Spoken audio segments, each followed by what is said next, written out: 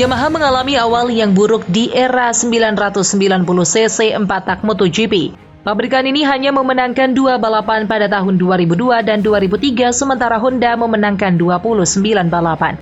Bahkan lebih buruk dari itu, 2 kemenangan Yamaha terjadi pada tahun 2002. Sementara itu, pada tahun 2003, Yamaha M1 tidak memenangkan 1 balapan pun dan hanya meraih 1 podium sepanjang tahun, yaitu saat Alex Barros meraih podium di Le Mans yang sedang diguyur hujan. Motor M1 tak hanya kalah bersaing, tapi juga berbahaya. Motor ini sangat sulit untuk dikendalikan sehingga Barros sampai terjatuh 14 kali sepanjang tahun 2003. Bandingkan dengan Rossi yang hanya terjatuh 1 kali saat ia merebut gelar keduanya secara beruntun dengan motor Honda RC211V. Sempat beredar rumor bahwa Yamaha akan keluar dari MotoGP daripada terus menanggung malu karena kegagalan ini. Para pengamat di pedok MotoGP percaya bahwa bagian depan motor Yamaha M1 tidak memberikan kualitas feedback yang dibutuhkan untuk melesat di tikungan dengan kecepatan tinggi. Namun ternyata itu hanya setengah dari masalah keseluruhan motor, seperti yang didapati Rossi saat pertama kali mengendarai M1. Rossi dan Honda tidak berpisah dengan cara yang baik pada akhir tahun 2003. Sehingga Rossi tidak diizinkan untuk mengendarai motor Yamaha hingga kontraknya dengan HRC berakhir pada akhir Desember. Dengan demikian, ia pun melakukan uji coba pertamanya dengan M1 pada tanggal 24 Januari 2004 saat tes pramusim di Sepang, Malaysia 12 minggu sebelum Grand Prix pertama di Afrika Selatan. Pada saat itu, Yamaha M1 masih memiliki banyak kekurangan sehingga banyak orang mengasumsikan bahwa Rossi dan Yamaha akan menghabiskan musim 2004 untuk memperbaiki berbagai masalah pada motornya, lalu merebut gelar juara pada tahun 2005 yang merupakan ulang tahun ke-50 Yamaha. Sebaliknya, Rossi dan kru chiefnya yang jenius, Jeremy Burgess, membuat langkah maju yang besar di hari pertama tes 3 hari di Malaysia. Bahkan Rossi dengan santai mengatakan bahwa sebenarnya dia mengharapkan masalah yang lebih besar dari motor. Tapi ternyata motor Yamaha baik-baik saja. Rossi tak menampik bahwa memang ada beberapa hal yang masih kalah dari Honda, tapi ada juga beberapa hal yang lebih bagus di Yamaha. Pernyataan Rossi ini tentu mengejutkan semua orang dan dianggap perkataannya ini cuma bualan belaka. Rossi menjalani lap pertamanya dengan motor Yamaha-nya pada hari Minggu tanggal 24 dan segera mengetahui mengapa Barros dan pembalap Yamaha lainnya sering kehilangan front end dan crash. Karena hampir setiap kali Rossi menekan rem, ia hampir kehilangan front end. Biasanya hal ini mengindikasikan keseimbangan motor yang buruk dan tidak ada beban yang cukup pada ban depan, karena pembalap harus memberi beban pada ban saat mengerem untuk menghasilkan panas dan akhirnya mendapatkan cengkeraman yang cukup. Burgess dan krunya kemudian memeriksa data untuk mencari petunjuk, dan apa yang mereka temukan cukup mengejutkan. Sistem engine braking MotoGP biasanya membuat throttle butterfly yang berfungsi mengatur aliran bahan bakar dan udara di sistem injeksi tetap terbuka selama pengereman. Bahkan saat pembalap menutup throttle, karena jika throttle tertutup sepenuhnya akan ada terlalu banyak torsi negatif yang bisa mengunci ban belakang. Entah kenapa sistem elektronik Yamaha M1 membuat ban depan terhubung dengan sistem, sehingga ketika Rossi mengerem ban depan, RPM mesin akan meningkat. Inilah sebabnya mengapa Barros dan pembalap M1 lainnya sering terjatuh pada tahun 2003 karena motor mulai berakselerasi ketika mereka mengerem ban depan. Solusi masalah ini adalah Yamaha cukup menghapus mapping rem depan dari electronic engine braking Yamaha M1 dan masalah pun selesai. Namun Rossi masih menganggap bahwa ban depan masih terlalu mudah terkunci. Dia juga mengatakan kepada Burgess dan para insinyur Yamaha di garasinya bahwa motornya sulit dibelokkan dan entah kenapa setang motornya terasa berat ketika garpu rem tertekan penuh. Menurut analisa Burgess, kemungkinan air intake rubber di bawah bagian depan fairing terjepit pada spatboard. Namun insinyur Yamaha tidak yakin. Jadi para kru Rossi mencoba melepas pegas garpu untuk menurunkan motornya dan ternyata benar, air intake rubber itu menekan spatboard. Hal ini tidak hanya mempengaruhi handling motor, tetapi juga menutup sebagian besar asupan udara yang tidak baik untuk respon mesin. Bagaimana bisa insinyur Yamaha tidak menyadari masalah-masalah ini selama tahun 2003, apalagi memperbaikinya? Sedangkan Burgess dapat menyelesaikannya dalam beberapa jam saja ketika menjajal motor Yamaha M1. Burgess dan para krunya tentu saja bingung, tetapi mereka tidak khawatir karena mereka membuat lompatan besar tanpa bersusah payah.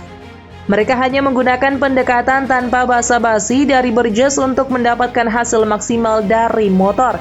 Yang mana prinsip kerja Burgess ini sering disebut prinsip KISS, yang berarti Keep It Simple Stupid, dan Yamaha tentu saja mendapat pelajaran penting dari Burgess.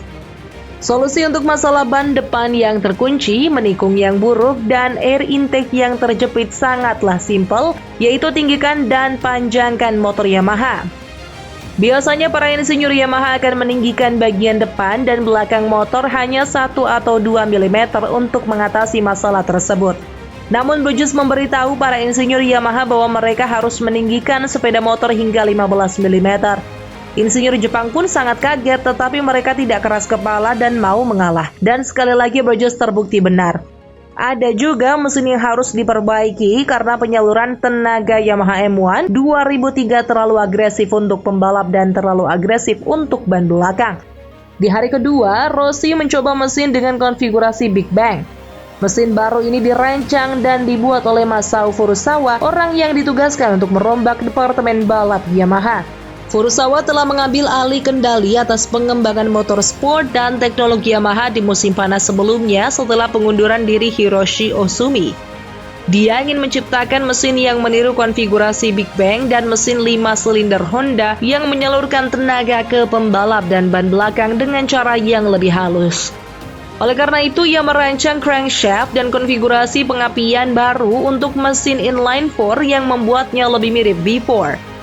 Mesin crankshaft cross-plan adalah sebuah terobosan baru meniru performa RC211V yang ramah pembalap dan ramah ban.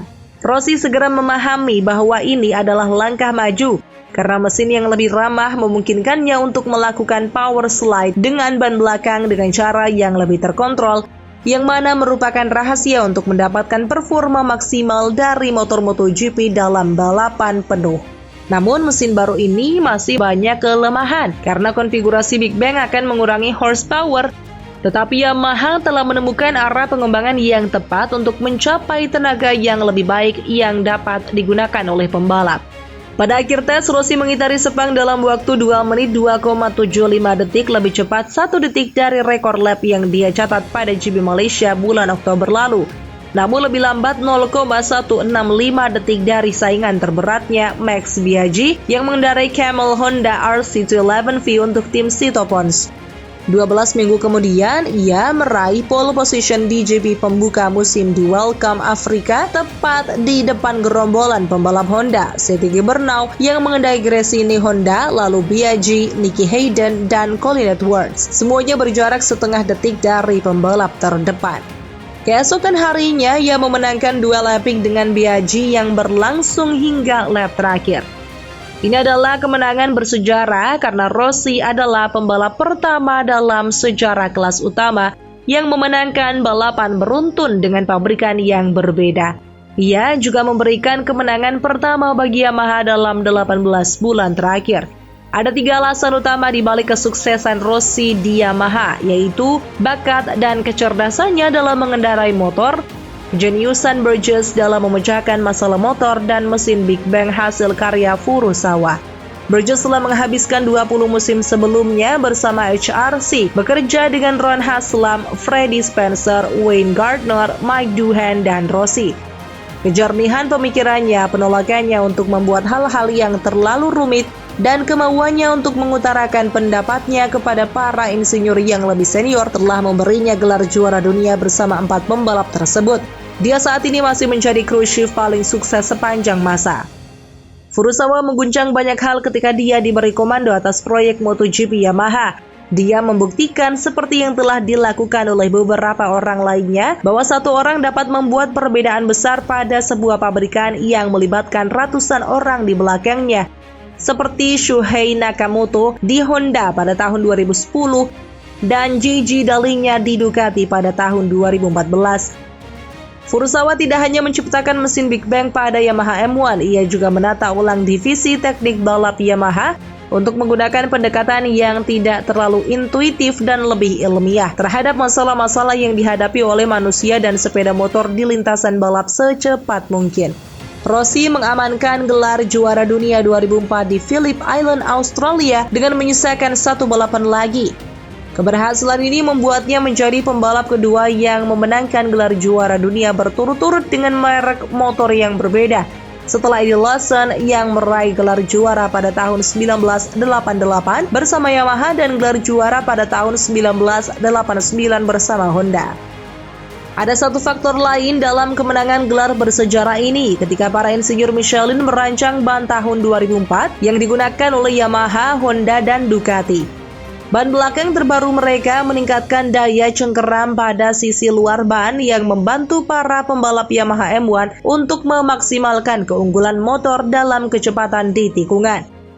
Para pembalap Honda menyebut ban tersebut sebagai ban Yamaha karena ban ini juga menyebabkan getaran pada RC211V yang membutuhkan waktu untuk diatasi.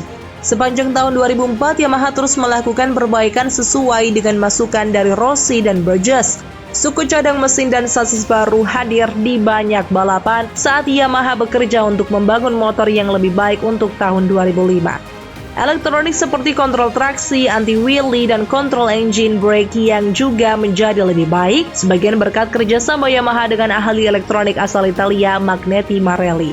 Di akhir tahun 2004, Yamaha dengan bangga mempersembahkan gelar juara kepada Rossi. Gelar juara pertama bagi Yamaha sejak terakhir kali diraih oleh Wayne Rainey di tahun 1993. Rossi, Burgess, dan Yamaha semakin dominan di tahun 2005.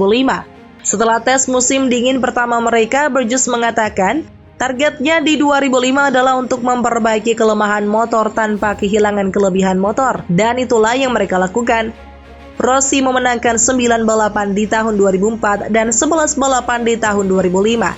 Cukup untuk mengamankan gelar juara dunia kelima kalinya secara beruntun dengan menyisakan 4 balapan lagi. Tak ayal, kesuksesan yang memukau ini membuat Burgess yakin bahwa mereka dapat melakukan hal yang sama ketika Rossi keluar dari Yamaha dan bergabung dengan Ducati pada akhir 2010. Burgess yakin mereka akan menang lagi. Namun optimisme Burgess tidak sesuai dengan kenyataan. Dalam 2 musim Rossi mengendarai Desmosed Medici, hasil terbaik yang diraihnya adalah 2 kali finish di posisi kedua, di belakang musuh bebuyutannya Jorge Lorenzo. Rossi dan sebagian besar krunya kecewa dengan Ducati di akhir 2011, apalagi di tahun 2012. Pada akhir musim kedua itu, Burgess melampiaskan kekecewaannya. Burgess mengatakan motor Ducati seperti berupa sasis yang membungkus sebuah mesin. Bukan mesin yang didesain untuk cocok berada di dalam sasis. Akibatnya motor Ducati terkenal tidak seimbang ketika menikung.